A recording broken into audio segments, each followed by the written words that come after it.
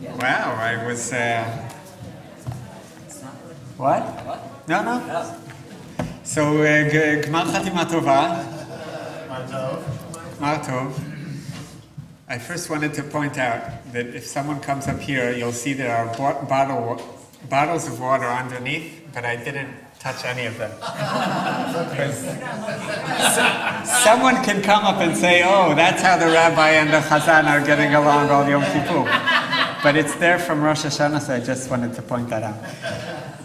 So Shabbat, not Shabbat Shalom, I'm used to speaking here on Shabbat, but Gmar Chatima Tova, and it is a bit of, I don't know if weird is the word, but to give the speak on Yom Kippur, but I thought it would be also a good opportunity also for me when I was thinking of what to say and how to address the things. Yom Kippur is a reflection day, and it's supposed to allow you to kind of go out of your automatic instincts of how you feel and what, like all the strong emotions, and kind of maybe try to take a step back and see where we are, what we should do, and how we should approach the challenges. So I'm going to try to do that regarding Israel. So I was trying to think what to speak about. It was a very boring year in Israel, nothing to speak about. And, the under 20 soccer team. yeah, like soccer, weather maybe, or things like that. But after all, I found a few things to speak about. And I'll divide it into three things, okay? First, I'll try to give kind of my observation of what happened in the past year. Past year when I stood here and spoke to you, it was a few months before another set of elections. And where we are today. The second part will be pessimistic, and I'll tell you why I think and why it could be much worse. And the third part will be why I still think that it will be better after it will be worse. So that's what I'll try to say. And you can stop me in the middle or in the end, and I'm sure there are a lot of questions. And really, so many things happened, so it's going to be hard to address. So if someone comes afterwards, you didn't talk about this, and this is also connected to what's happening, the answer is right, correct, but we have only an hour. And as usual, I will try in my own way not to be political in a way, this is my view and this is but more to explain or kind of see through my eyes what is happening. I try to be objective, although there isn't such a thing to be objective in these kinds of matters. But to try to give you kind of a picture of what is happening. So what happened?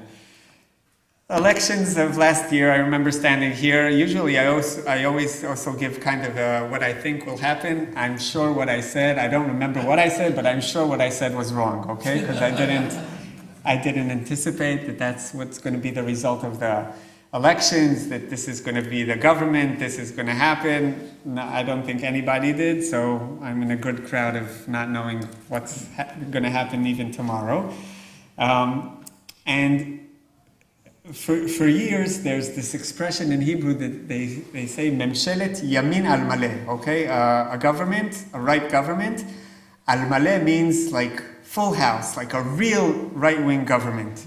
And when election comes, a lot of the times, like a lot of parties will say, if you vote for us, the right-wing parties, will form Memshelet Yamin al Maleh, a real right-wing government. Because what happened if we look historically in all these years that Bibi is prime minister, in every single government he had, there was always at least one party who is a middle party. The extremes were always or not in the government because they were too far to the right, or in the government but with very small power. So you always had, and I think it was, if you ask me, I think that's what also Bibi, Likud party, as being not such an extreme party, like a kind of a middle party, that's what it was comfortable, okay? You can, in one hand, say, be ruling, in the other hand, not too much far to the right. You can come to your the people who voted for you, to your crowd, and say, listen, I wanted to do much more, but I couldn't because I had this party, and politics is compromising. And that has been going for elections after elections after elections. And what happened with the results of these elections, where they had 64, just a reminder, 120 Knesset members, it's a coalition, the 60 is the magic number. So they had 64 mandates of right-wing government, right-wing parties to form a right-wing government. And that was so clear because for the past few years, all these 5 elections that we had, it was always like 60, 61, and people moving sides and parties changing their minds. But here it was a clear cut. There were 64 numbers for right-wing parties. And the minute that happened, it was almost, even that there were a lot of maybe parties and maybe personal people or politicians that, again, would want to go to a reality of, let's do a right-wing government, but with another big party from the center or that. It just couldn't happen. It couldn't happen because the numbers were so clear, and because these 5 elections that we had brought a lot of bad blood. Is that an expression in English also? Okay, so bad blood into the system where nobody trusts anybody anymore.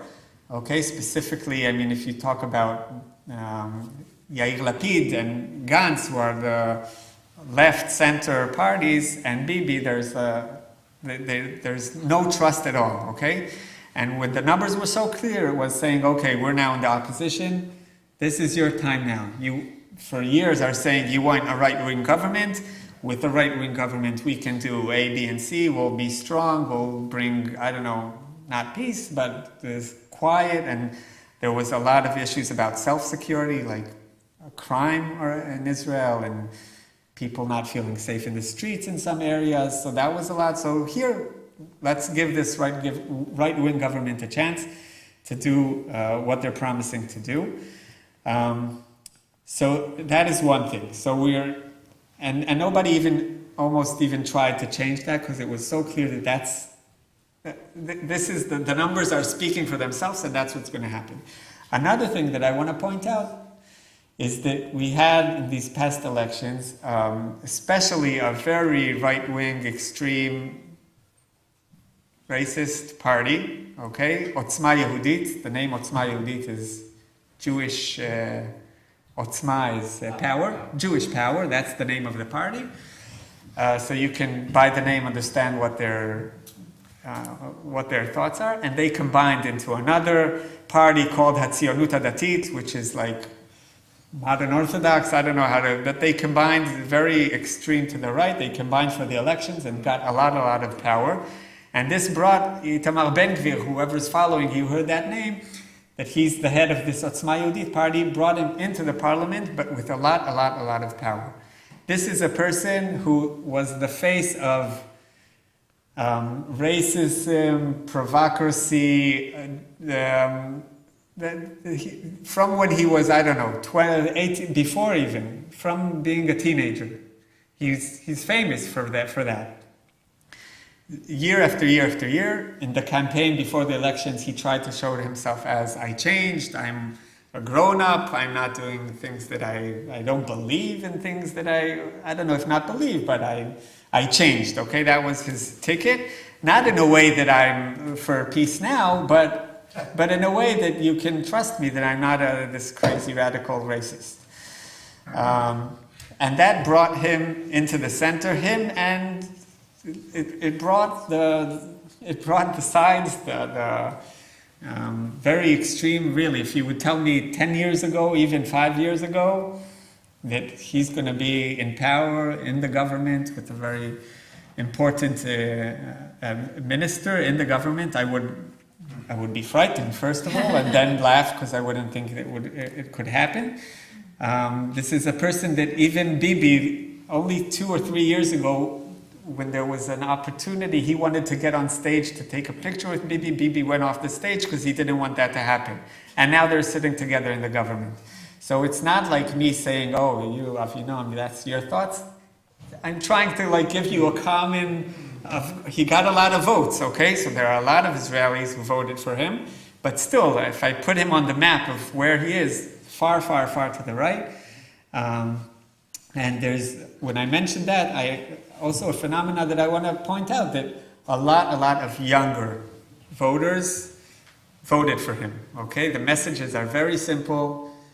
Let's fight the Arabs. We need to be strong. We need to be like, I don't know. It's equivalent to make Israel great again. That's like a message that was passed by, and for younger people, it was very easy to relate to.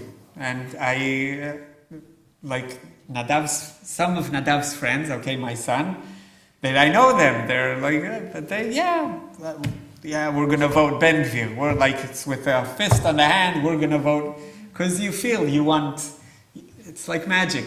You want magic. You want somebody to come and let's give this guy a chance. So that's what happened. November, almost a year ago, and then the government was formed, and different people got when the government forms. Each party gets like the offices that the ministers will be in. So this Ben Gvir, he's a minister in charge of the police. So you can also understand where this is going. Just when the government was formed, it was like, let's put the people who can make as much, like, I don't want to say damage, but provocative. It won't be quiet. It won't be relaxed. So that's Ben Gvir. In the Ministry of Justice, the minister is Yariv Levin. Yariv Levin is from the Likud party, and he's been for 20 years. I mean, I'm saying it for him, lizchuto, for his. Okay, but he's been saying this for already 20 years that we need to change the law system. The judicial reform. The judicial reform. He's very consistent. That's what I will look. Very consistent. Nothing new. He's talking about it for 20 years. He came with that. He spoke a lot about it. The Likud party didn't, and Bibi Netanyahu. And for years he didn't agree to be the Minister of Justice because he knew that the reforms that he wants to do, it won't pass because he knew that the government is with this party and we won't be able to do it. And this time, Bibi said, "Here, go ahead." So after he got the Minister of Justice, and I'm sure you heard things that the main ideas, but what he came with a plan, and the way it was done was also very, very, I would say even politically not smart. It was a conference, a journalist conference, where he came and he said, this is my plan. I have already basic laws to do this plan, and one was to change we have a committee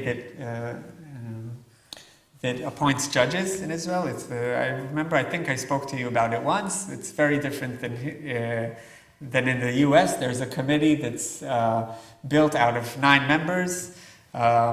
They have 2 ministers, 2 Knesset members, so that's the politician side.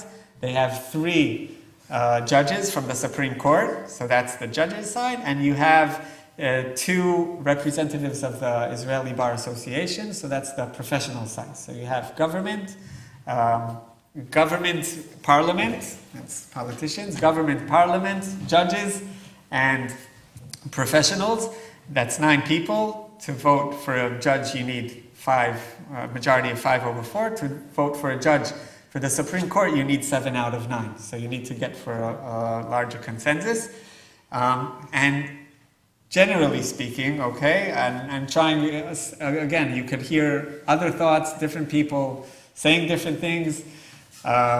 Generally speaking, this committee works, okay? Especially with the Supreme Court, when you need 7 out of 9, you need no one has a veto, okay? I mean, no one has the ability to marginalize the other group. You have to have the politicians, you have to have the judges, and sometimes you can, because there's only 2 in the professional side, but they're not a political player, so they're less important in that game. It's just more who they're going with. And if I look back in the nominations of the Supreme Court in Israel in the past 10, 15 years, so there's a variety. I mean, you have a judge that lives in the settlements, and you have 2 religious from the Orthodox Jews, and you have an Arab, and you have left wing, right wing. It's not. It's hard to say because judges in Israel, the whole thing is not to reveal their political views because they're supposed to be not political. So, but you can guess, like by their. They were kippah. Yeah, but not only. You know what? A lot of people say that, but then there comes a case, and a judge judges the way he believes in that case, and suddenly a judge that he lives in the settlements and he wears a kippah and he'll be the most liberal in this verdict and he'll surprise everyone. It's not like you won't have a case where it's like abortions and you know it's going to be 5-4 because those 5 are this and those 4 are that, because that was their campaign when they came out. You don't have that. You have a lot of surprises. You have a lot of people who suddenly in this certain case become very liberal, or so I think it's a good balance.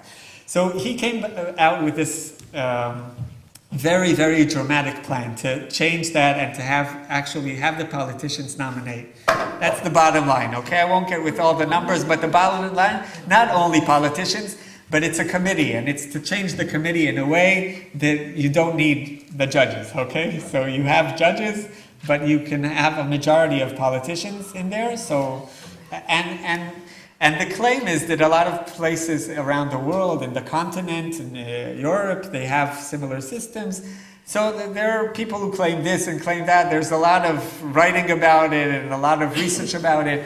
But with Israel's short history of 75 years, it's radical. Okay, this committee was formed in 1953.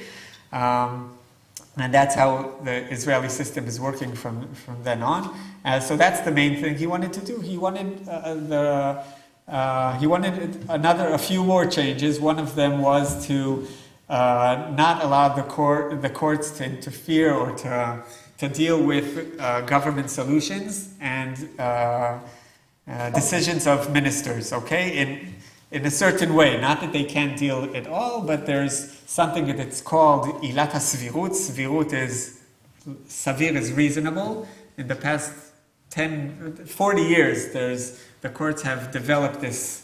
If a minister makes a decision that is unreasonable in a way that it's extremely unreasonable, so the courts can say this is cancelled. Let's say, I don't know, I have the power to give a permit for a school, and this school meets all the regulation, and they come to the Minister of Education, and he says, no, okay? No. Why? Because, I don't know, he makes up something, or he doesn't say anything, or he doesn't give an answer, or anything. So the courts say this is unreasonable, and that's why we're ruling against your decision. And that's, for the past 40 years, a lot of people criticize that thing that's called svirut, reasonable. That's the best way to interpret it. Is there other word that they used in the media, or reasonableness? Yeah, reasonableness. Okay. So, and that was, and to tell you the truth, I think the courts took it a little bit too far. Okay, the things that happen, and when they say this is. The claim is, who decides what's reasonable? I mean, that's why we were voted. They voted for us. I think it is reasonable. So why you, the courts, are saying it's not reasonable? It's not like a legal thing of, prosecuting someone and saying, okay, we saw him here, we didn't see him there. No, it's about thoughts, and it's about ideas. It's about how you grew up, what you think is it. So then there's a lot of criticizing about that. So one of the revolutions was what he planned was also to change the committee that nominates judges, and to cancel the reasonableness, take it out of the books. What happened the day after he announced was very not planned, spontaneous. Demonstrations around all the country. I'm saying it, and it's even I don't go to demonstrations. I work at the Ministry of Justice, so I'm not allowed to also. But seeing it was, even if I try to put aside all the days, was something very, very authentic. Saying what is going on here. This is a democracy. I'll just finish this there. This is Israel's democracy. These are core things of our democracy. What is going on here? Like, they're trying to change everything. We're not going to let this happen. And also with no violence, going out to the street saying, we're here. Just to know that we're here. Yes? Wasn't the bigger issue than reasonableness, that the reform would give the Knesset the right to overrule any decision of the court? You're right. There was another thing that they with that plan. One was the nominees of the judges, the reasonableness, and the third thing was to allow the Knesset to overrule the courts. Like the courts, if they cancel a law, so they can with a simple majority of 61 member Knesset can overrule the courts, which will really, like, that was very extreme. To my idea, and that was actually the first thing that went out of the plan, where that was like kind of sticking in more things, like, okay, we'll take it out afterwards to calm everyone down, but politically, I don't think that was smart, because it's like sending all the bombs together, saying, okay, this is what I'm going to do, spilling it all on the table, showing everyone this is where we're heading to, and that frightened people. That really, people were frightened by what's going to happen, and it started, and what happened from then, there were a series of a lot of demonstrations that didn't, some of you have been also here in New York in demonstrations, but it didn't stop until now. It did change, okay? If I'm thinking of the beginning of the mass majority and also even consensus, not over all the country, but I would say, if I can kind of guess number when this started, I would say between 60 to 70% maybe were in this feeling that, wow, this is too much, this is crazy, let's calm down. And what happened, it started from this judicial, the reforms in the legal system, but it went into almost every area. So now the fight is not about the fight. The fight is not about that only, okay? It rose all the things that we are living with already for years. For example, if I put the ultra-Orthodox and the regular society of going into the army, okay? The ultra-Orthodox, the Haredim in Israel do not go into the army, while all the others do. So suddenly people are saying, okay, we're living with this already for years after years, and we accept it and we accept it. We hear that also the Haredim that are in the government are also planning new basic laws to give them exactly the same rights. Whoever learns Torah is exactly like a soldier. Those are the things that were brought to the press by a Knesset member. So people said, no, we're not accepting this anymore.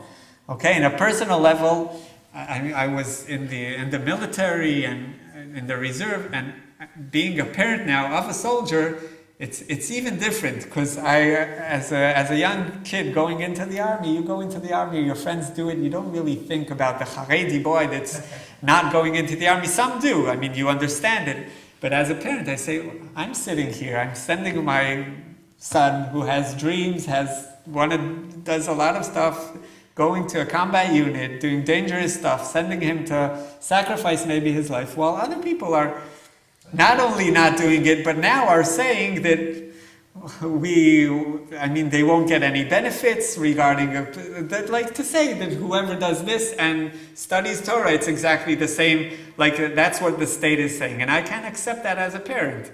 And so that, it makes me, okay, Avinoam angry, but it makes society, so it departs, so suddenly you have this tension that was always there, okay, but a much more extreme tension between Haredim, the ultra-Orthodox, and the regular society. You have, of course, left and right, and you have what I remember, I did mention it on one of our talks, what is called, this journalist brought it into the conversation, first Israel and second Israel. Like, first Israel is the Ashkenazi, rich, I don't know, okay, well-educated, in power, judges, okay, they're all first Israel, and second Israel is the hard workers, the Sfaradi, Moroccan Jews that don't have power. And now I'm saying it's I want to say it's nonsense, but it's not, okay? It's not nonsense because it's riding on something real, okay? There were things during the 75 years in Israel of neglecting people, trying to erase identities, like I think in a lot of cultures, trying to not allowing people into power, not being fair to allocating resources, happened. But from there to go to this first Israel, second Israel, that's nonsense. I mean, it's so far away from... But that suddenly also became like... It's as if it's funny, but who are you? Are you first Israel, second Israel? Chavi's a Moroccan Jew. Her father came from Morocco. So is she a second Israel? But no, but she's married to Ashkenazi, so she's the first Israel. But if she's educated, so... And that thing is, it really separates society, and I think is built on a lot of emotions, a lot of like kind of deep emotions. Oh, here, now suddenly we can hear that someone will hear our voice, people who feel that way inside, but it's damage is incredible. Yeah. Before we get away from removing from the judicial overhaul, I study this all the time, but I'm really struggling with one question. You have legislation, it's called basic laws, and then you have regular legislation. And so the basic laws are this hierarchy law. I guess they were some core values kind of laws that developed over time. Some folks thought they would actually be strung together, maybe form a constitution at some time. And so, but regular laws are passed with a simple majority.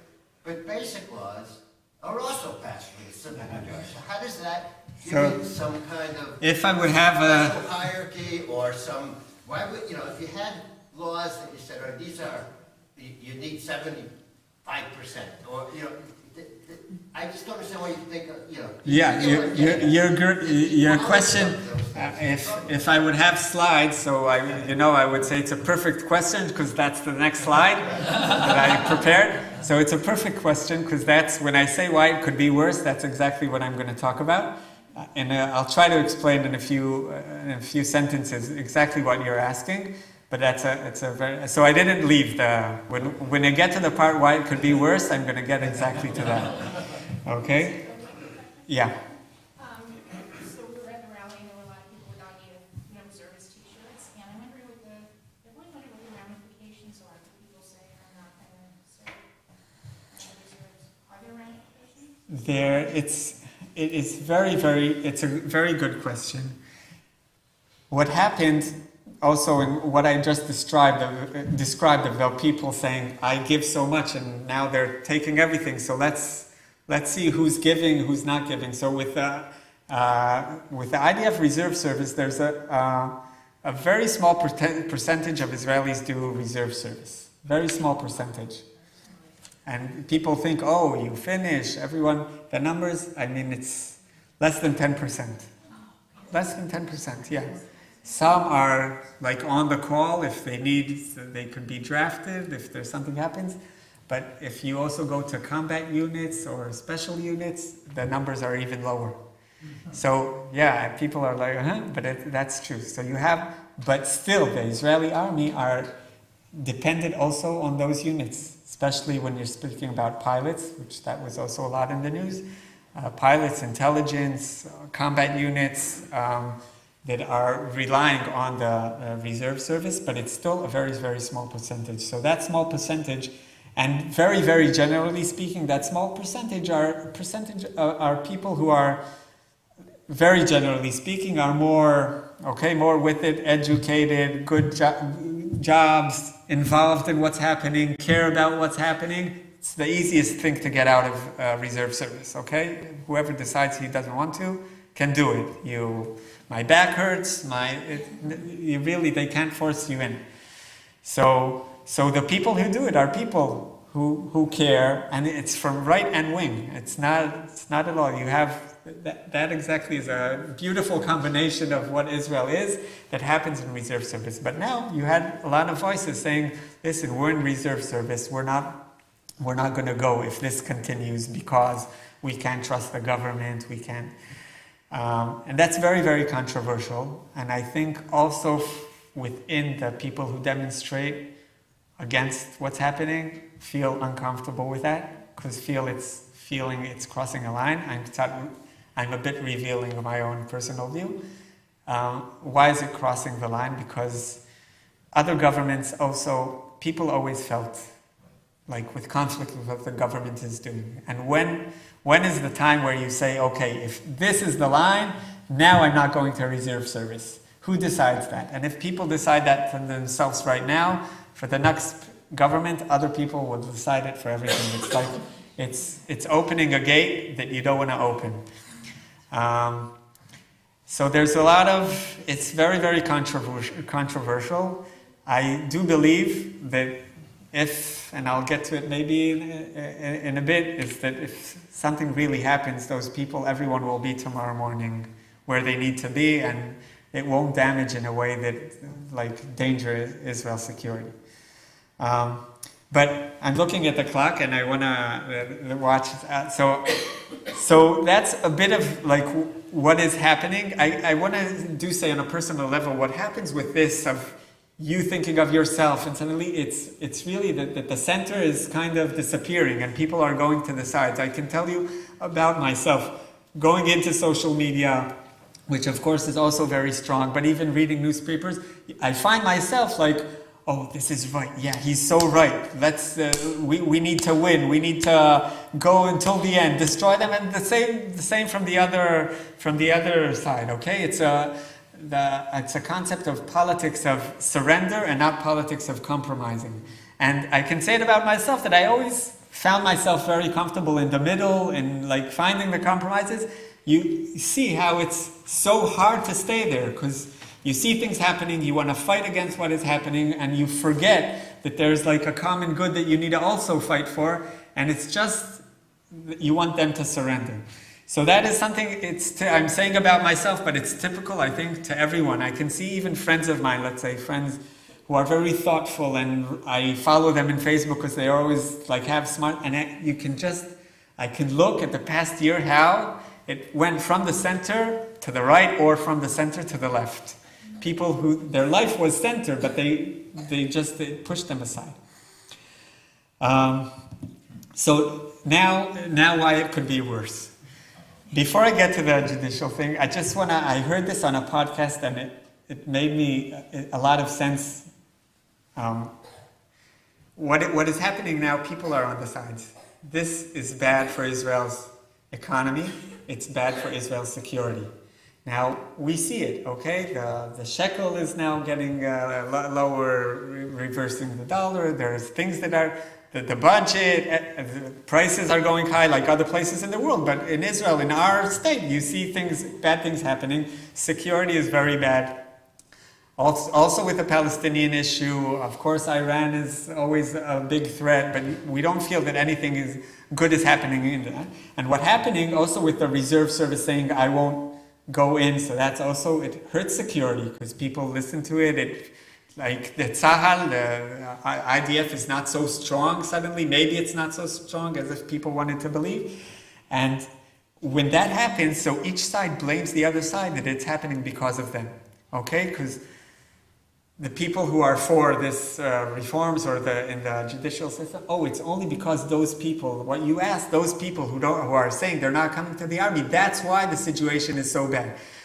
And the other side, people are saying the situation is bad because this government is off the wall and doing crazy things.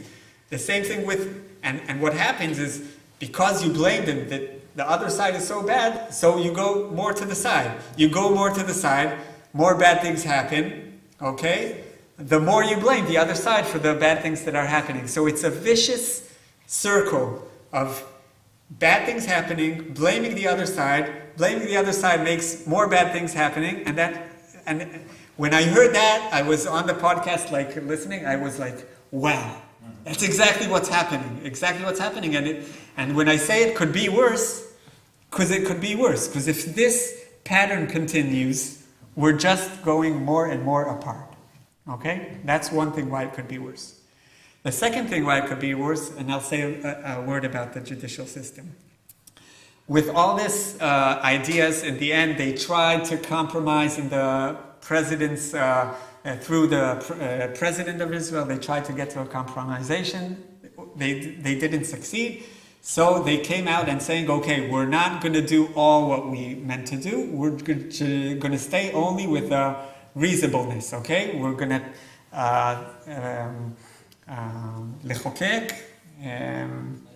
legislate. We're going to legislate a basic law that doesn't allow the court to use reasonableness anymore when it regards to ministers and to the government. Now a minute about Israeli law system. We do not have a constitution in Israel. What we do have, and that was decided when the state was established, we have basic laws. And the idea was that this constitution will take years and years to happen. We'll need to do it bit by bit. And every so often, okay, the last basic laws were in 92, 94. You have basic laws that are similar. Together they're supposed to form a constitution. The basic laws, today's system, okay, that was also controversial when it happened, but the courts have the power, through these basic laws, the courts have a power to cancel a regular law. So if you have the major basic law we have is Chok Yesod Kvod Ha'adam V'Cheruto, basic law of man's honor and dignity, okay? So if a new law is legislated that doesn't follow these basic law, the courts come and say this law does not match the basic law and we can cancel it, okay? People say that even that the courts shouldn't have done, but that's already a done deal, okay? From 94, that's the way the system works. And from 94 till now, so it's almost 30 years, there were about 20 to 25, not even laws, but not full laws, but laws that the court said that you have to change them, okay? Sometimes they say, we'll give you half a year, change this or change this part, but it happened, so it doesn't happen a lot, but it did happen in the past years. Now, what we don't have in all this system is a basic law that will identify what is a basic law. Because today, actually, that's what I think you were referring to, I can decide on, basic law of eating bagels and call it a basic law, do it a 61 majority, there's no special majority that you need, and you have a basic law of eating bagels, I don't know. And just giving it, there's no basic law that says what is a basic law, how much majority you need, because if it's similar to a constitution, you don't change a constitution every Monday and Tuesday. You change a constitution once in a decade, once in 2 decades, I don't know, and with a large agreement, okay? And that's that is it's very, very missing, but politically, until now everyone was saying it, that we need that, politically up till now would never work. So what is happening right now is this basic law that said to the courts, you cannot use these reasonableness.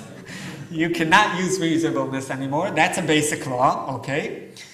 And now they brought to the Supreme Court, they filed a lot of petitions saying, the courts, you're allowed to interfere in that and to cancel this basic law. And this is that's the real, okay? The government, in one hand, saying, you don't have no authority to do this. The only power you have is through legislation. The only power you have is through a basic law, saying that you can cancel regular laws. To cancel basic laws, you have no power to do that. Okay? And that was brought to the Supreme Court. It was a the whole 15 judges, that's the whole Supreme Court of Israel. It's the first time that all the judges are sitting in a case. And it was it was on live stream from 8:30 in the morning till 10:30 at night. I listened almost to all of it. Very, very interesting. It really dealt with the core issues of where's the power from, Megillat Ha'atzmaut. How do you say Megillat Ha'atzmaut? Because the Declaration of Independence. Suddenly, it's things that you learn in school. Put it aside. You sometimes have it in the class. Suddenly, that became like people talking about it and printing it and saying, who signed it? Did they sign it? Did they intend to do that? Is that our core value? And it's interesting, and it's questions that are really a part of, and it was fascinating. And now we're waiting for a verdict, okay? They allowed the parties to file in some more writing claims. And you have already some of the politicians who are saying, we're not going to listen to the Supreme Court if they cancel this basic law, because they don't have power and they're doing something that they're not allowed to do. Bibi didn't say in his words, when he's asked about it, he said, I don't believe that the courts will do such a thing, which is also disturbing. I mean, that's his answer. And his ministers, who some of them said that explicitly, he let them say that. And if the courts decide to interfere and to cancel this basic law, so that could be a really, really, really bad accident because if you have ministers saying, I'm not going to listen to the Supreme Court, so I don't know, I'm in the Ministry of Justice, who do I listen to? My minister that has said he's not listening to the Supreme Court, or the Supreme Court because I'm a citizen who listens to the Supreme Court? And what will happen with the military? If you have, it will go down to, I think, to every area in the government, and that is, I think, one of the main reasons when I said why it could be worse. Because if we're heading to that is very, very close to anarchy. It's the closest it could almost get. So that's why I think it could be worse. Why will it, or hopefully, and I'm trying to be optimistic, and in a way I am, but it's when I'm optimistic, don't forget the part where I said that it could be worse, because I really think it will. First of all, if you look in a historic, I'm not a historian, but if you try, and I also heard some people speak about that, 75 years, it's like 3 generations. If a generation is 25 years, 20 to 25 years, in societies that is a generation that it's like questioning from the beginning, what are our core values, who's in charge.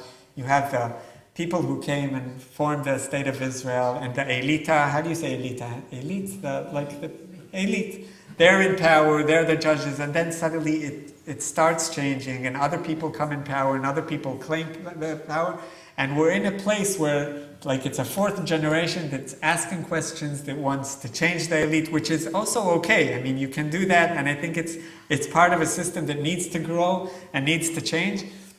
So it's not so comforting to say when you think of others that went through this, but it does make sense that we're not unique, and there's something that is happening. The second reason why it will be better, because there's no other option. When the rabbi spoke today about Israel, about how he spoke to his children, about what a miracle, and Jews walking in Jerusalem and living a life in it, there's no way. Okay, it's really, it can't not happen, because what will happen if this continues is someone will come, and when it comes to a part where we'll be, I don't know, or enemies from the outside, or that it will be so bad that the forces inside will say somebody has to stop this, and for a while we're already feeling that, but it's not happening. But if it will get to violence, if it will get to it's hard to say, but milchemet achim, civil war. I mean, those are things. If I would say civil war, if you would tell me that I would talk about a civil war, in Israel 5 years ago, I would say you're off the wall. No, it's not. I don't think we're there. I don't think, but I'm talking about it here. I said it. I said it. I wouldn't have said it a few years ago. And there's no other option. So it has to be better. After it will be worse, it will be better. Now, if I think on how it could be better, the only, if we go down to like politics, if I'm going back to politics, the way it could be better after it will be worse is that they form a different government. Okay? I think that the current government, although even is trying again to stay not political, even if they'll really try to do only the good things that will bring things together, people together, or that, they have lost the faith of 50-something% of the people of Israel, don't believe in them, there's like the clash is so big that I can't see this government with the people forming it, because you still have these extremists that are not only trying to calm things down, but on the contrary, doing exactly the opposite. Like after this legislation passed, where people were so concerned, you had politicians like even laughing at parts of society, oh here, now we're in power. Or Itamar Ben-Gvir, who I gave you, and that's an example, his thing was, okay, this is just the first course. That was what he tweeted right after it came out. This is the first course, wait for the main menu. So that doesn't make people come. You can understand that. That's why I'm saying that even if you have, 70% of this government that want to change and do other things and do better, you still have 30% of people, Ben-Gvir and people like him, that just won't allow that to happen.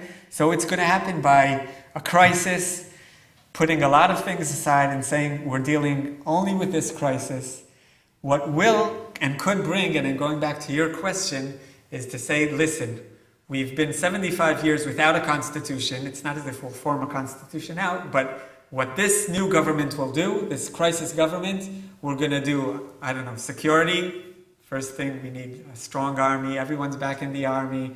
That's one thing we'll agree on. We'll agree on doing a basic law that will exactly say what is a basic law. So the rules will be set for the next generations.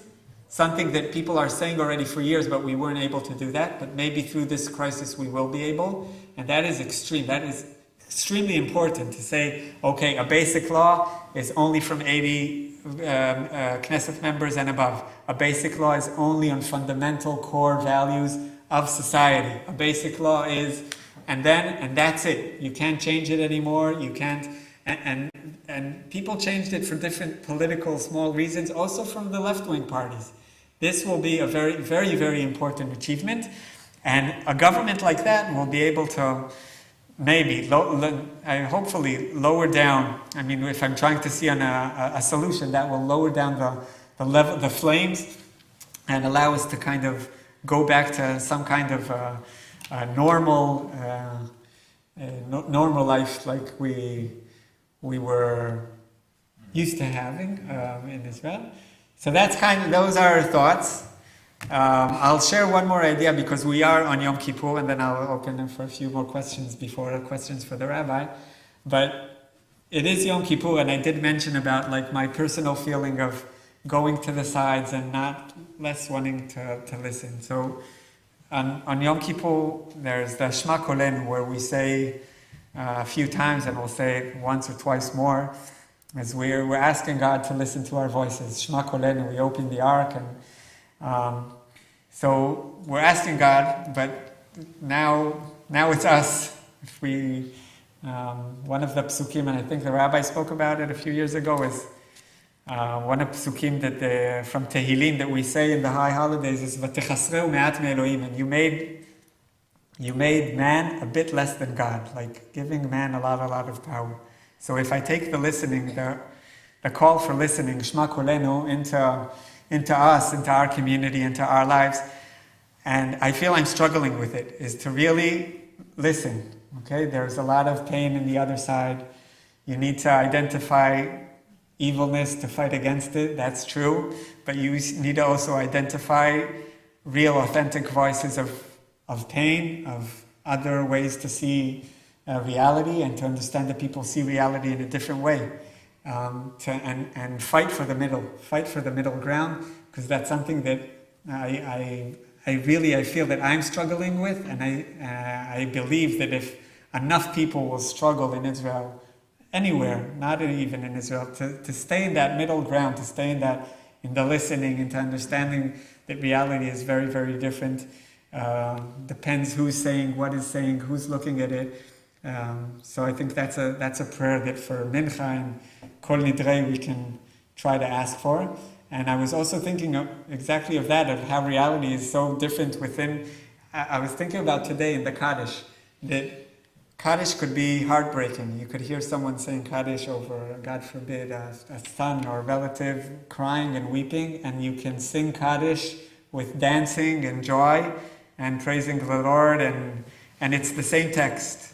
It's exactly the same text, and sometimes that's reality. It's one person seeing joy, happiness, and one seeing pain, and it's not easy. And it's not easy to identify when who's seeing what and how. And that's up to us. And I think we have a lot of work on that, and we can pray during the rest of Yom Kippur to have Shema Kolenu.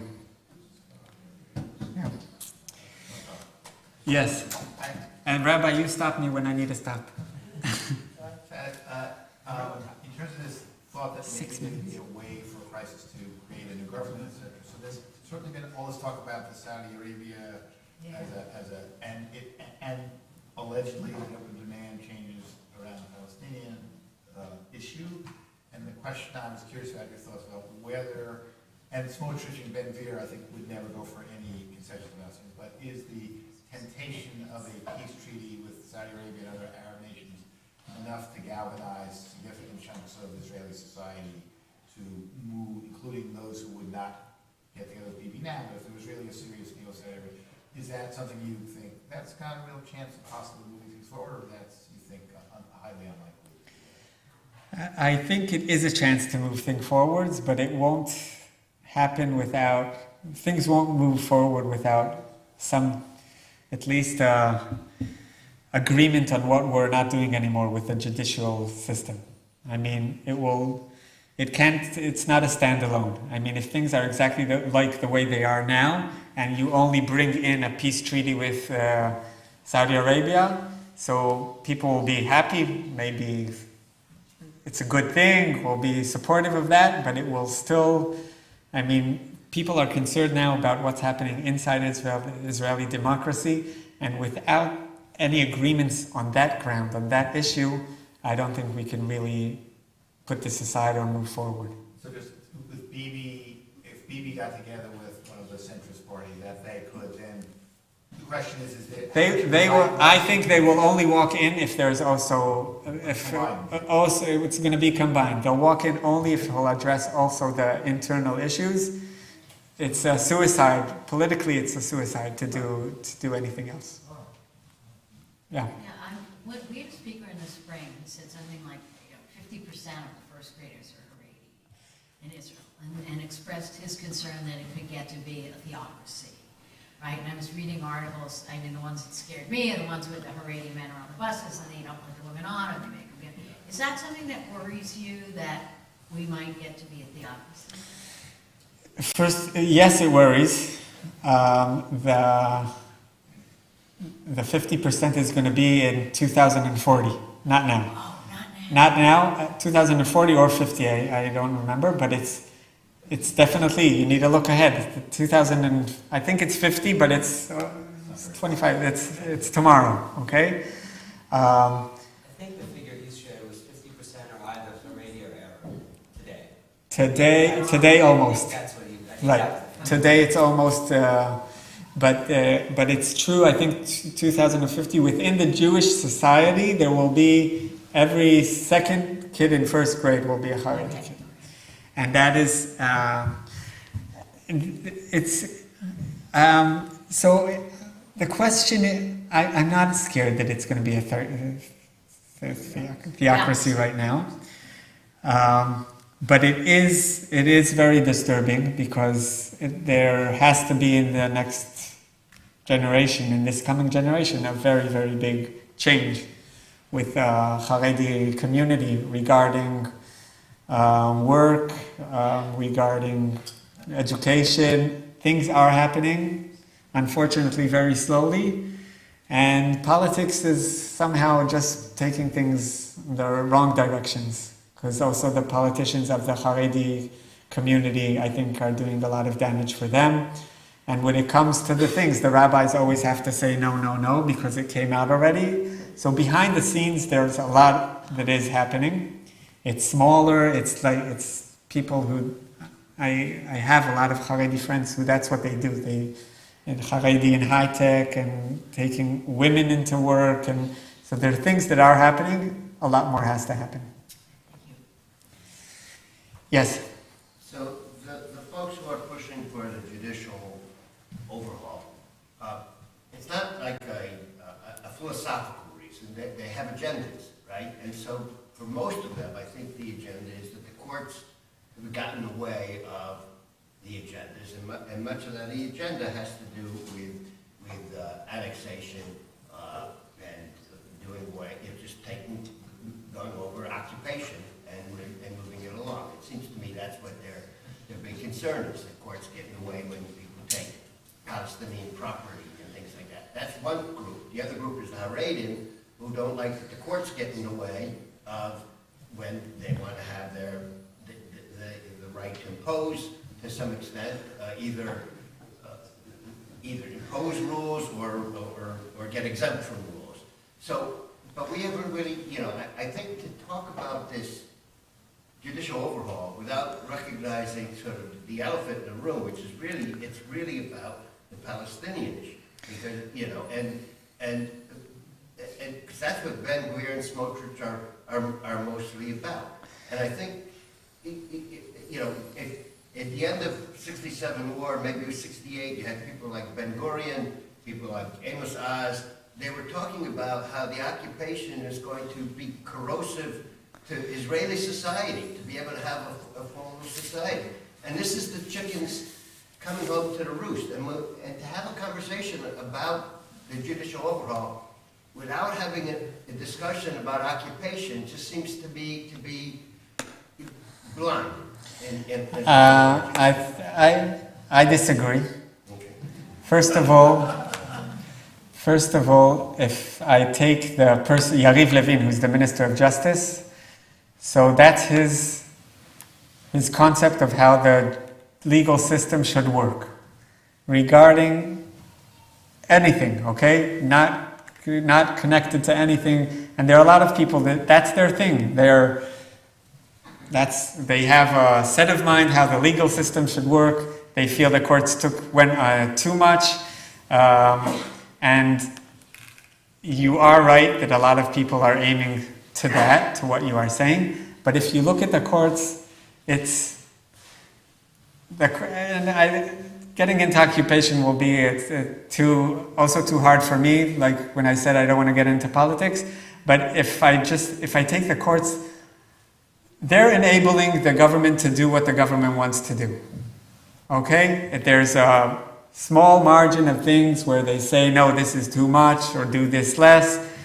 The courts aren't a problem of the occupation. I'm just saying it. Okay, so that's why even if that is the agenda of people who are saying, I don't want the courts even to interfere in that small thing that they are doing. I don't want them. So it's politics. So everyone says, like, this is what I don't want them, but that's not, I really think that that's not the real issue. I don't think that that's the elephant in the room. I don't think that occupation. And I can tell you within the Israeli interior conversation, that's not the issue. The issue is the systems of the state, the core values of Israel, how we're going to deal with it, who's going to be in charge, who's going to rule, who's going to decide. That with the Haredi, I think it's more obvious. The Haredi parties are really there. They're saying they have an agenda. they, especially with the army service, they want a stamp of them not going into the army with the legislation, that the legislation won't be overruled by the Supreme Court, which happened already in the past, and they don't want that to happen again. So then they say, some of them say that out loud, and that's true. But even if I put that aside, you still have a lot of the community, the issue is still there and the conflict is still there, even if I put those aside. But that's my, again, okay. So thank you very much. Gmar Chatima Tova. The decision, I'll tell you what the timeline is. The timeline is that the chief of the Supreme Court, a woman, she's, in the end of October, finishes her term. At the age of 70, you finish. After you finish, at the age of 70, you have 3 more months that you can still write verdicts. And so October plus 3 months is the last day. I'm sure it will be before. And there might be some politician moves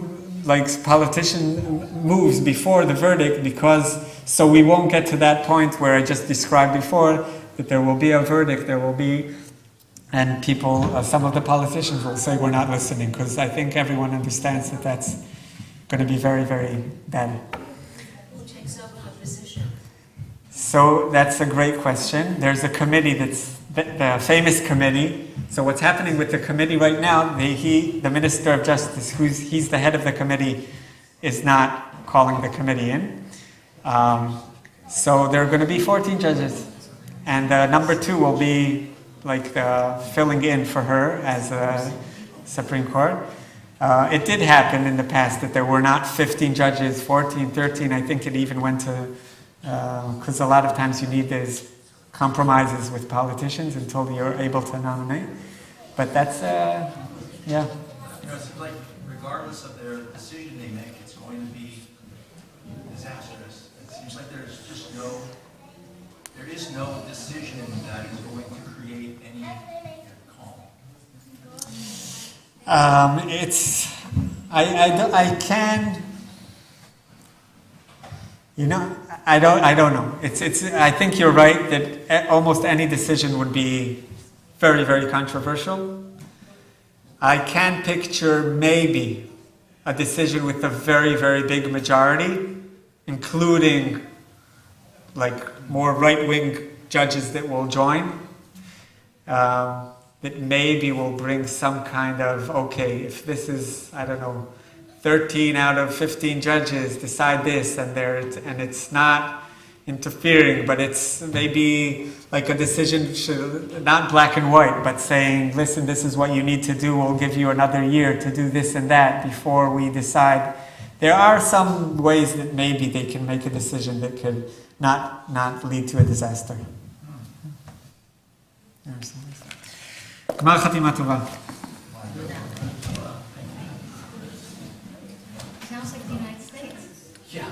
We can all relate. right. No, you're saying there are people pushing. That's over my limit to talk about the United States. You say people are pushing to the right and left is not. Yeah, that's all over the world. Yeah. We can relate. Okay, so some of you were just here for Avinoam, that is fine. Feel free to take your leave now. They'll come back for Neila, please. When is Neila? Neila ends at 7:29. No, when does it start? 6:30? Okay.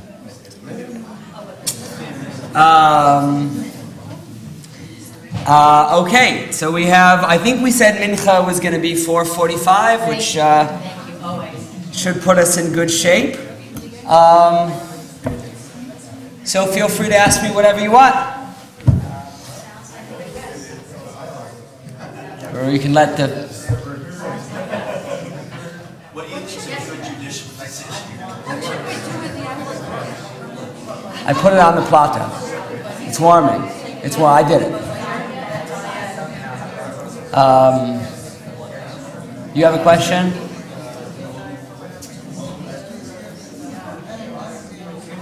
We also don't have to do that. People don't want to. I'm here. What's your question?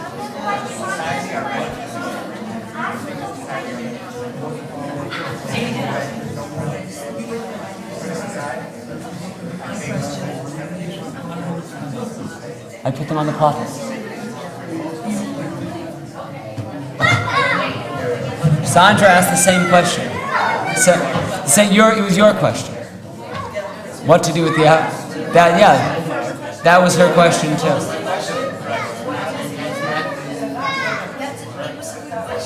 Yeah. I put them on the platter. I put them on the blech. So they'll be warm. Well, Rabbi, so like when you're in Israel in the summer, so you have a sense of... Go ahead. No, do I have a sense of what? You have a sense of how the country is feeling. What I've been telling people about that is, I don't know if we're... Maybe we should take a break for a few Yeah, that's fine. I will answer. That's a good question. Yeah, okay. Larry asked, when I was in Israel, what were my impressions of how the country, felt? And, some of it I shared in my drasha earlier today.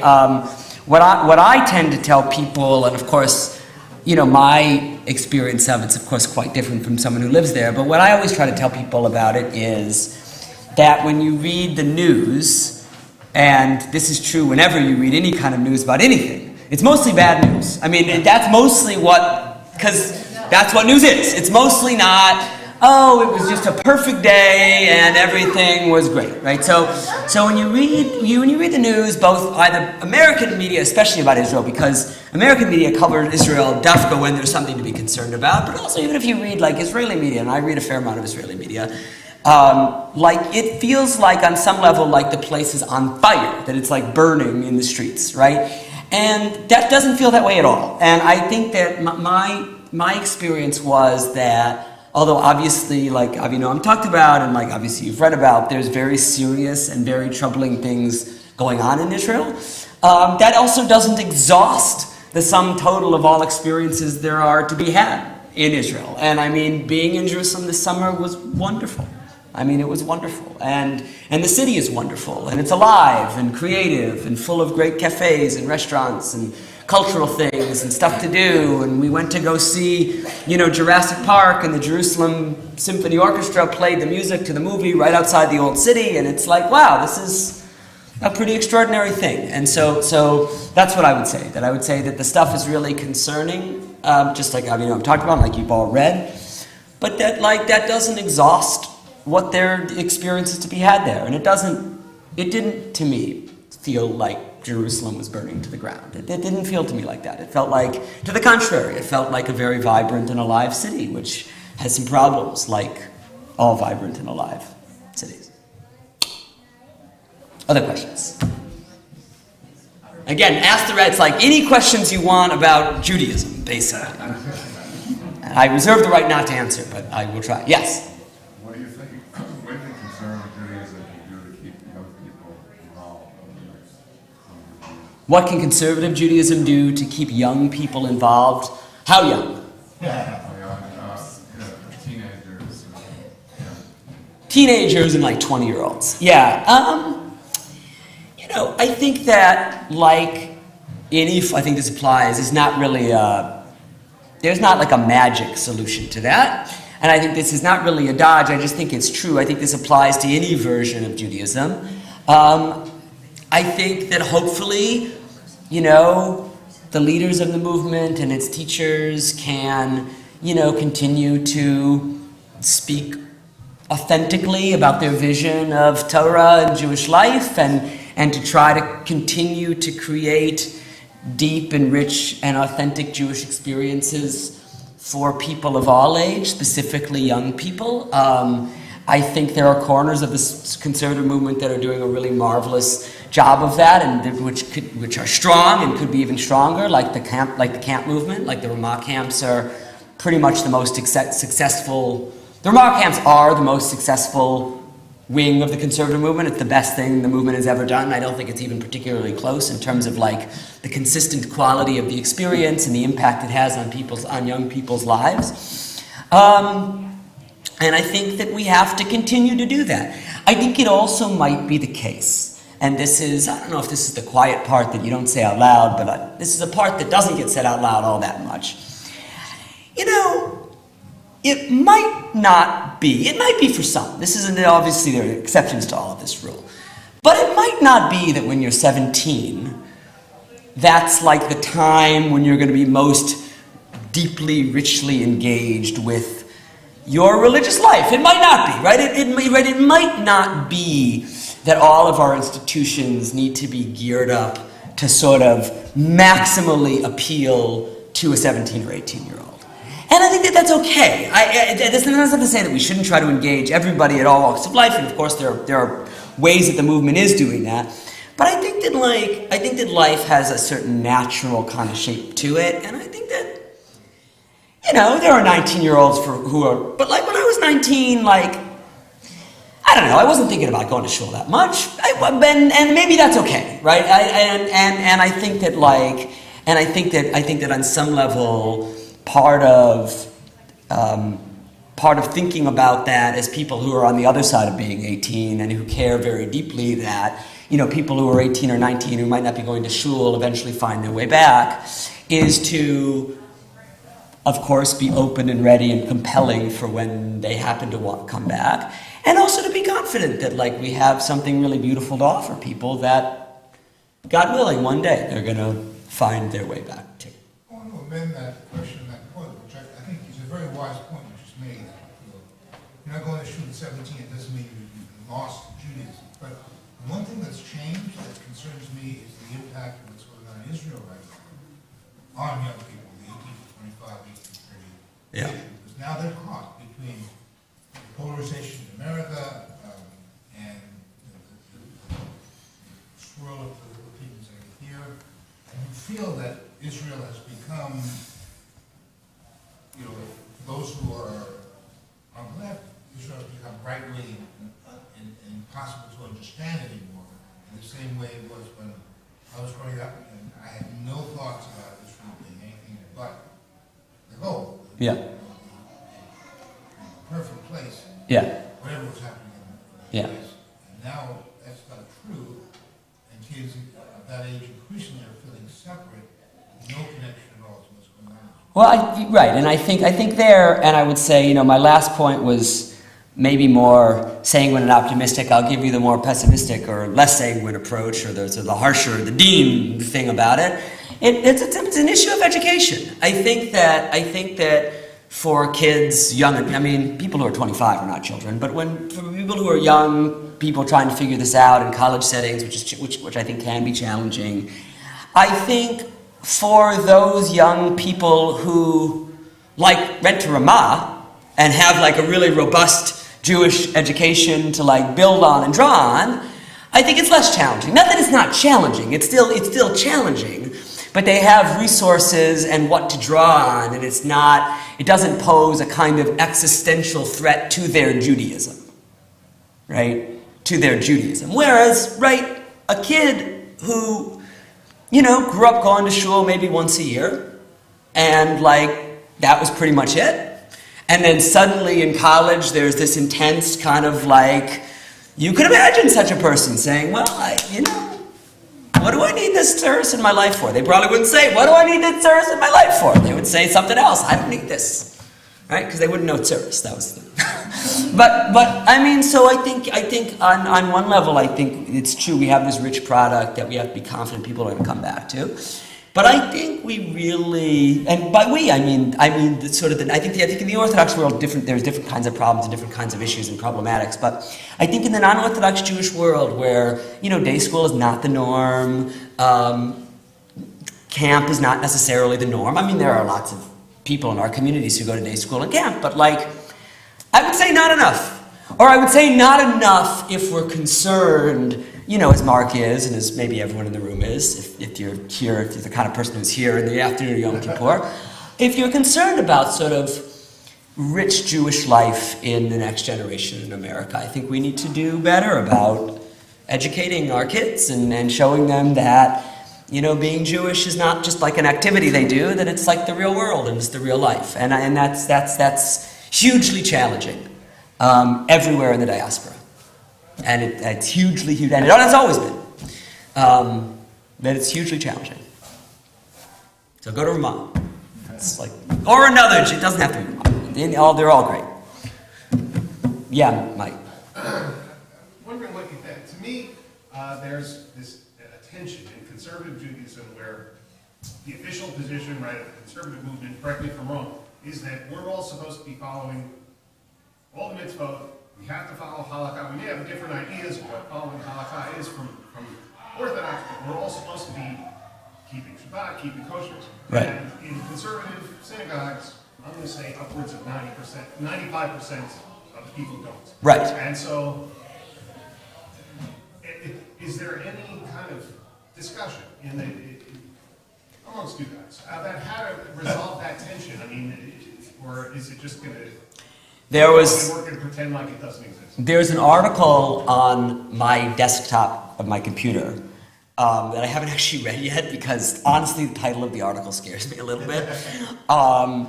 It says it appeared in like 1980 or something like that in some journal or whatever, and the title of the article is "Conservative Rabbis Dissatisfied but Not Unhappy." Which, okay, I thought it was funny. Okay, fine. I still haven't read it. I think the article is about more or less what you describe. It's been true since the 40s, at least. You know, there's been a joke that conservative Jews are Reform Jews who want an Orthodox rabbi. That's the joke. And you know, there's some truth to that. I was actually talking to someone about that just last night after Kol Nidre, about, you know, someone asked me about sort of different, how do I feel that the community has different expectations of me that they lead in their life in terms of observance and so on and so forth. So, right, that's a real thing. Your question was, is there like conversation among conservative rabbis about how to deal with this tension, resolve it? Because to me, it's almost sort of, I don't want to say dishonest, but it's you know, you've got the official position of the conservative movement, which we all know has got nothing to do with reality. And so, is there any talk of how to resolve that? Well, I mean, conservative institutions, and you might say, well, this is fundamentally dishonest because institutions are made up of their membership by and large. But conservative institutions, this synagogue among them, is pretty traditional and like pretty halachic. And I think there is something to having, you know, providing examples in the world of, well, this is the ideal, right? This is, and on some level, I mean, rabbis, of course, don't occupy even remotely the kind of place that priests do, let's say, in the church or something like that. Rabbis don't have any special powers or, you know, special, you know, invested with any real particular authority. But I think it has been true for a long time that rabbis are seen as kind of symbolic exemplars in some way. And part of my work or part of my job is providing an example of, leading a more observant life is a live option and can be a beautiful, wonderful way of moving through the world. And sort of let me help you if you want to take some of that on. That's how I see my work. Some of my colleagues, I would say, would see it differently. I mean, some of them would say something more like, no, like I really am trying to get more people to like keep kosher, and I'm really, that's a big, and like, of course, like I think if someone asked me like, do I want all of you to keep kosher more than you do, or I don't know how, but whatever, do I want more people to keep kosher in the community? Yeah, I suppose that I do, but I don't actually see that as sort of like a central piece of like what I'm trying to accomplish. Like it's not necessarily my central measure of success. If I look back over the year and I said, you know, Mike Dworkin gave up doing this or started doing this particular mitzvah. I mean, maybe, like if you came up to me and you said, you know, Rabbi, based on what you said, like I started lighting Shabbat candles all the time. I'd be like, that's great. I would feel good about that. But that's what I would sort of say about that. The other thing I want to say about that, actually, and this is like a real thing at the PJC, and this is also, I think, where I'm a little bit, let's say, more, I guess liberal is the right word, than some of my colleagues about halacha, anyways. I I don't think that we need, as an institution, pretend to care about things that we don't actually care about. So, for example, there's an opinion in the conservative movement that it's okay to use electricity on Shabbat, to turn on and off lights. Okay? I turn on and off lights on Shabbat because I think it is mutar. I think it is permitted. My rabbi, Danny Nevins, the former dean of the rabbinical school, thinks it's permitted, and I follow him basically in all halachic things, and I think it's permitted, and that's what I do. I turn them on and off. I go up to my office, I will turn them on and off. I turn them on this morning, and I'll turn them off this morning because I think it's permissible. Now, there is an opinion that it's not, right? There are the more traditional opinion, which is common in the Orthodox world and in the corners of the conservative world, that it's not. And I certainly have colleagues who do not do that, okay? So why do I share it? I share this because we recently did this thing where we're now locking the doors, and you have an electric key fob to put it in, and it involves using a little bit of electricity. And someone asked me on the ritual committee, as they should, because that's like the job, are we worried about the fact that this is like a Shabbos violation according to some people? And do we have to spend, $1,000 to get an analog, whatever? Is this a concern? And I said no. I said, I'm the rabbi of this shul, and I happen to know for a fact that there's not a single person in the shul at this point, a single person in the shul for whom doing the fob is deeply disturbing for their Shabbat experience. There have been in the past, but there is no such person in the shul now. And I don't think that we need to be overly concerned about imagining halachic things that aren't actually operative in the community. So, I don't know if that's about your question, but that's what. Part of the challenge of Mike is talking about how Judaism navigates in a much more secular society, because we are a much more secular society here than we were 10, 15 years ago. Yes, that's true, although I think it's also always probably been true that, Jews did a whole lot of different things. I mean, I don't know, we think, because we only read about the book, we read it in the text that, everyone living in the Tzfat in, 1560 was so pious and seeing visions. And probably not the case. I mean, some of them were, they wrote the books, and then there were probably other Jews who were doing all kind of different things. And I imagine some of them were very pious and frum, and some of them were less so. And I think that that's always been the case. Which is not to say that there aren't particular challenges now, but I think that's always been the case. Yes, Gary? On the same topic, my father was Orthodox Jew, and I'm still in every morning, he davened Myra every night. And I remember him telling me that when, after he got out of the army, he decided what he was going to do about things, he really considered becoming part of the conservative movement. And he ended up, probably for a few reasons, but one of the main reasons, he says he'd go to a conservative shul, and person in front of him, beside of him, behind him, and none of them were really Shomer Shabbat. So he said if conservative Judaism was as it's taught in JTS, he'd be right there, all right? But, I think it was about 20 years ago, 25 years ago, maybe, Sam Friedman wrote a book, Jew versus Jew, and which is a really excellent book, and in his epilogue, he sort of envisioned where he thought the Jewish movements were going, and he thought there would be an alignment between conservative Judaism and the liberal sides of Orthodoxy. And I'm not advocating for this. I'm just sort of putting it out there. If there was more focus, a little more focus on ritual halacha within the conservative movement, it might be more attractive to some of the folks who are on the liberal ends of orthodoxy, who are also finding themselves having a little difficulty finding a place, and that would include a lot of those folks are well educated, and have a history. That could enrich the halakhic life of the You're right. movement. You're right. But it's not anything that seems to be any interest in trying to attract from the right, so to speak, to sort of pump. Listen, first of all, let me say... It's a weakening movement. It needs... You're right. And listen, somewhere. Tell your friends who go to Young Israel. They are more than welcome to come check out the PJC, and I actually think some of them might really like it. I also want to say, I hope I didn't come across as minimizing. I think from a Jewish perspective, in terms of richness of Jewish experience, like Shabbat, for instance, it's better to be frum. I would rather live in a community where 100% of the people here observe Shabbat in a more or less traditional mode, more or less like I do, and I would rather that my kids had, 15, 20 Shomer Shabbos kids to play with, and I'll go over to each house, and I wish that we all saw each other walking around the streets of Pelham in our white clothing and say Good Shabbos, and because we're all going to each other's house for lunch. That's better, for sure. In terms of better, I mean, not better.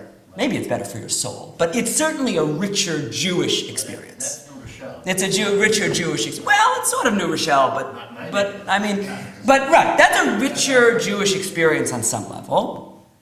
And some, though not all of that, runs through traditionally observant living. Right? It structures the community in various ways because they all have to walk, you have to live close to each other, and you have to show up. You have to, right? All of these things are true. All of that is great. And I am an advocate of that. I suppose, but programmatically, this is Mike's question about how rabbis are talking about it. I mean, I have to say, I don't talk to rabbis. I talk to 6 rabbis, my friends or whatever.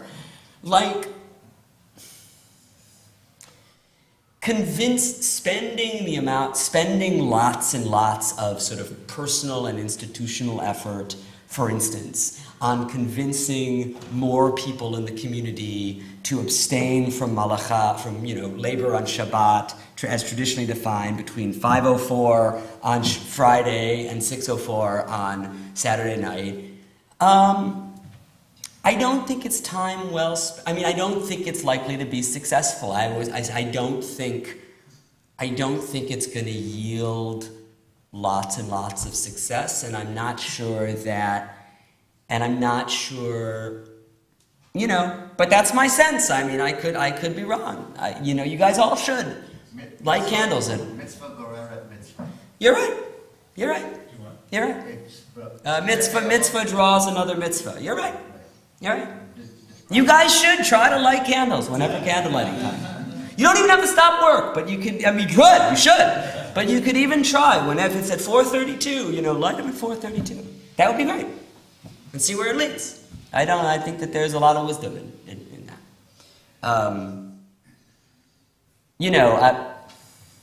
But to just put a final sort of thing on it, sometimes I think people think that the professional leadership has this fantasy that everyone's gonna wake up and be frum like them or something and I don't think that's real, and I don't think it's necessarily healthy for institutions to be functioning as if there's this goal that like we're always just falling short of it, like at all times. I mean, Yom Kippur is a lot about that, but okay, that's yeah. Larry. So, question about the high holidays. Yes. When they're over, I feel like we easily get back into our routines. And can you give me one sentence? Can you give us a sentence or a sentence, an image to fall back on when we feel the days of Oswald drifting away? Because when I look back, I try to think of images or just sayings or sound bites that I can grasp onto at times to take me back to a better place in a world that's filled with chaos. Yeah. And I feel like, is it possible to have something that when I think, oh man, that's all slipped away now because it's over, but I remember this pearl. Wow. That's a great question. That's a really great question. This is as I'm thinking, I was asking the first part, I'm thinking about another aspect of it. So one thing that sort of takes me back to the holidays or brings me into the holidays are the tunes I associate with the holidays. And, I don't know how many of you have tried sort of, nigunim or wordless melodies or melodies in themselves.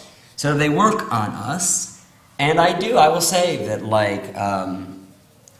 so traditionally it happens on Purim, on Erev Purim, which is sort of like a send-up of the holidays. There's a tradition that the Shliach Tzibur, and usually I do this, davens with the Erev Rosh Hashanah melody. Ay, ay, ay, ay, ay, ay, ay. And I think one thing that works for me, and I do this, like it'll be like, February. And I'll be like, remember Mare Kohen? And then I sing Mare Kohen, or I listen to it or something like that. And it sort of brings me back into kind of a space. So that's kind of like a practical kind of thing. In terms of an image, in the Talmud there's really a lot of anxiety about how much emphasis to place on Yom Kippur, because they don't want you to get the impression that, you can only do tshuva once a year, or that you only should do tshuva once a year. And there's a whole long sort of sugya there where they're talking about exactly what happens on Yom Kippur, and, the famous thing is like the Book of Life and the Book of, the Book of Not Life, and it's sealed at Ne'ilah, which is, of course, a very powerful and frightening image, which has frightened, generations of Jewish children. And but right there in the Gemara, there's an opinion, right after that it's no, it's you're forgiven at every single moment, and that you don't, if someone does tshuva, they don't blink an eye, is what it says, until they've been forgiven. And so that kind of teaching and sort of the fact of that kind of perspective, I think, can kind of bring us back. That's a really great question. Any other questions? We have time for a few more. Yeah, Steve?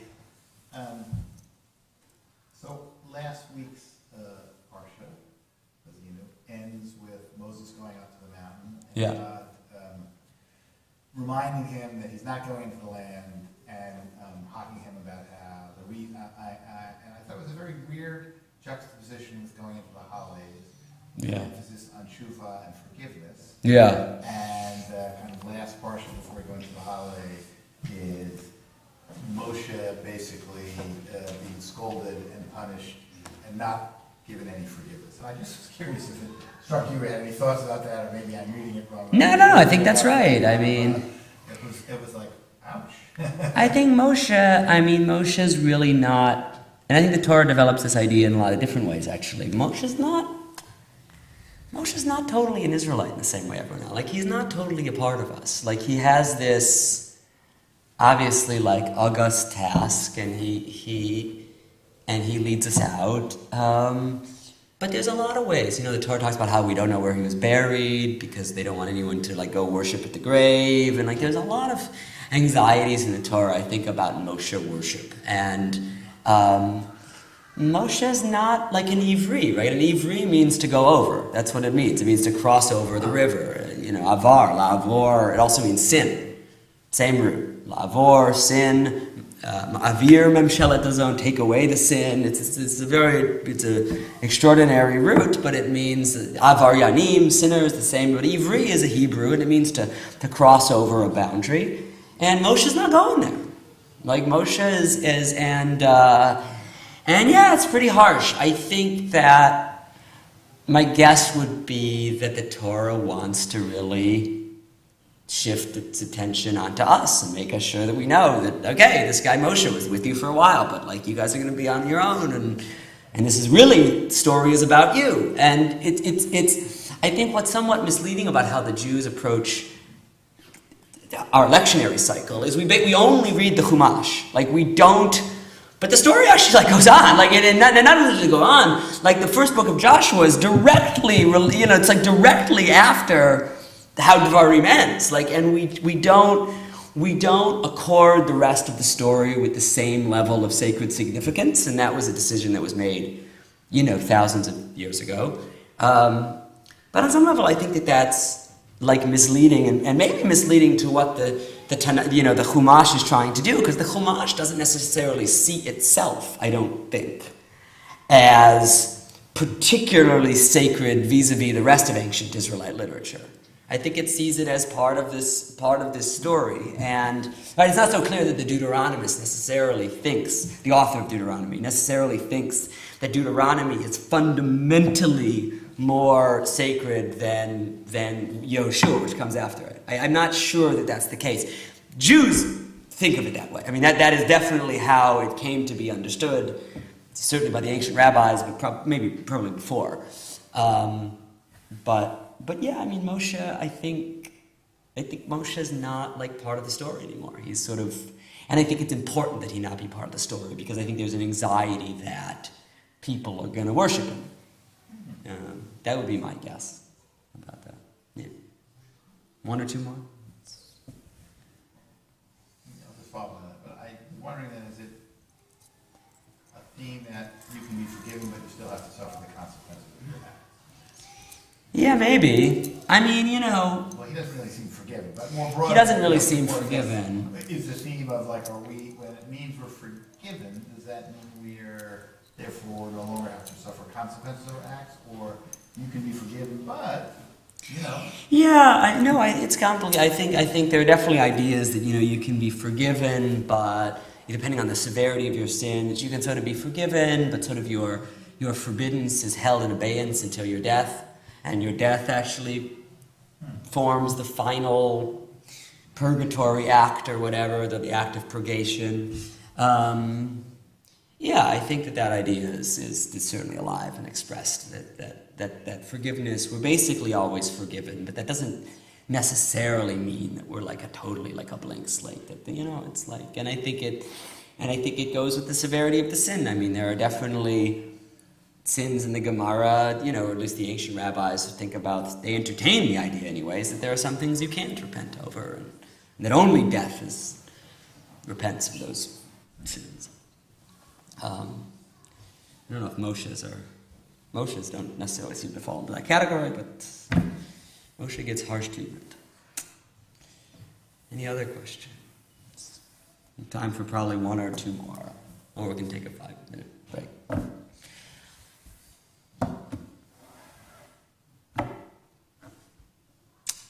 All right, we'll take a 5-minute break until Mincha, which is in exactly 5 minutes.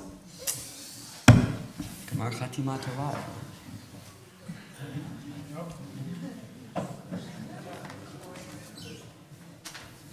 Avinoam.